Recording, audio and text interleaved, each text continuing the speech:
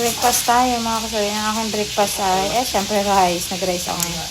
Tapos ito, isda na prito at mahiwagang itlog. Ayan. Itlog na may kasamang isda pa rin. At syempre, hindi mahuli ang favorite. Kaping matapang. Na kaya ka pang ipaglaban. Sarot. Kain tayo mga kasabi.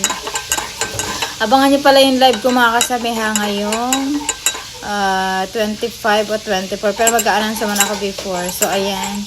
Mamimigay tayo ng konting Gcash mga kasabi sa mga avid fans ko talaga. And super legit na mga fans ko talaga. So yan. Abangan nyo dahil hindi naman po ganun kalaki. Pero yun lang kasi is galing talaga sa puso ko na sa akin mismo galing yun. Yung ibibigay ko. Kaya abangan nyo yung pagla-live ko mga kasabi. Kita-kits tayo. At sana mapasaya ko kayo sa kunting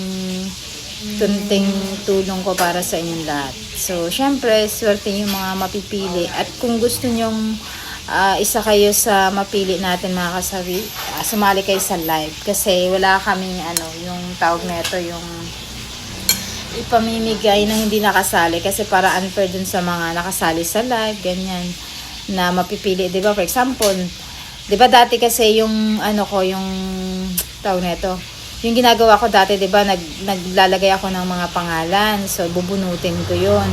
Tapos yun yung mga binibigay ko, parang raffle style pa ganun. Tapos cash, 'di ba? Tapos ang nangyari kasi yung iba hindi naman nakakasali sa live. Tapos may mga tao talaga na gustong willing at maghintay ng live hanggang matapos ng live ko. So, dati kasi hindi ko sila nabibigyan. Pero nabibigyan naman, pero mga kakaunti lang talaga. More on kasi dati, yung ginagawa ko is mga nakalista-lista, ganyan. Pero ngayon kasi, ang gagawin ko, kung sino yung naka-in sa live ko hanggang matapos sa live ko, doon tayo mamimili ng mga mabibigyan ng pa-Gcash. Pero syempre mga kasabi, yung pa-Gcash ko, hindi naman ganun kalaki. Pero yun nga lang, sabi ko nga sa inyo, galing sa puso ko mismo yung pera na yun. Kumbaga, pinag-ipunan ko yun kasi hindi naman malaki yung kinikita natin sa vlog.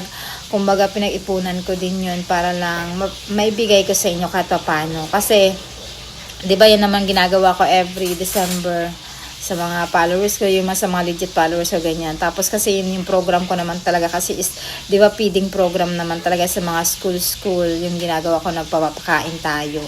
So, ngayon kasi, ang ko naman, December, yun naman, yung konting Gcash sa mga mapipili natin sa live, sa mga kasali sa live. Basta yung magstay ka lang sa live hanggang sa huli. So, may chance ka na manalo kasi magpapalaro tayo. Tapos, yun nga, habang nagpapalaro tayo, doon na kami mamimili ng mga pangalan na ipaparapol natin. At the same time, syempre, yung mga nakasali doon, yun talaga gusto ko na sana legit followers natin at talagang top fans natin na talagang yung palagi nagko-comment kasi ko naman yung mga lagi nagko-comment, ayan, hindi ka man nababasa, at least nababasa pa rin naman ng admin natin yun at sinesend din naman sa akin.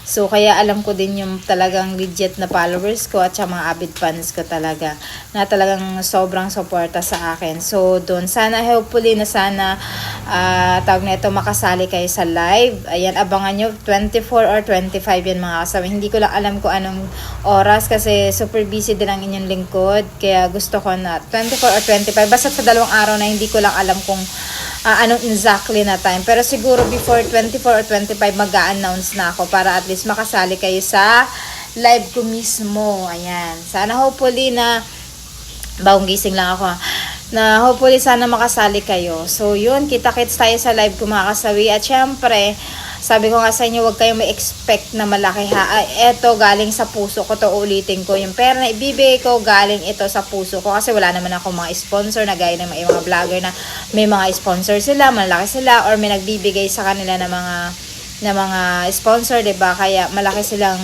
magpamigay. Pero sa akin kasi, eto gusto ko lang na makapagbigay sa mga followers ko. Kaya ayun, kahit maliit, pagpasensyahan nyo na po. Yun lang naman sa akin. At least, galing ito sa puso ko talaga mismo. Yung bukal sa loob ko na magbigay ng ganitong halaga. 'Di ba? Tapos hindi lang yun. Yun, kasi syempre, baka siguro hopefully next year tayo ulit magpa-feeding. Ayan. Kasi na-busy lang talaga inyong advisor ngayon kaya hindi tayo nakapagpa-feeding program sa mga school or namimigay ng mga school supplies. So, ayan mga kasawi, thank you so much. At syempre, hopefully na kita-kita tayo sa 24 or 25 na yan mga kasawi. Ayan, syempre, kain muna tayo.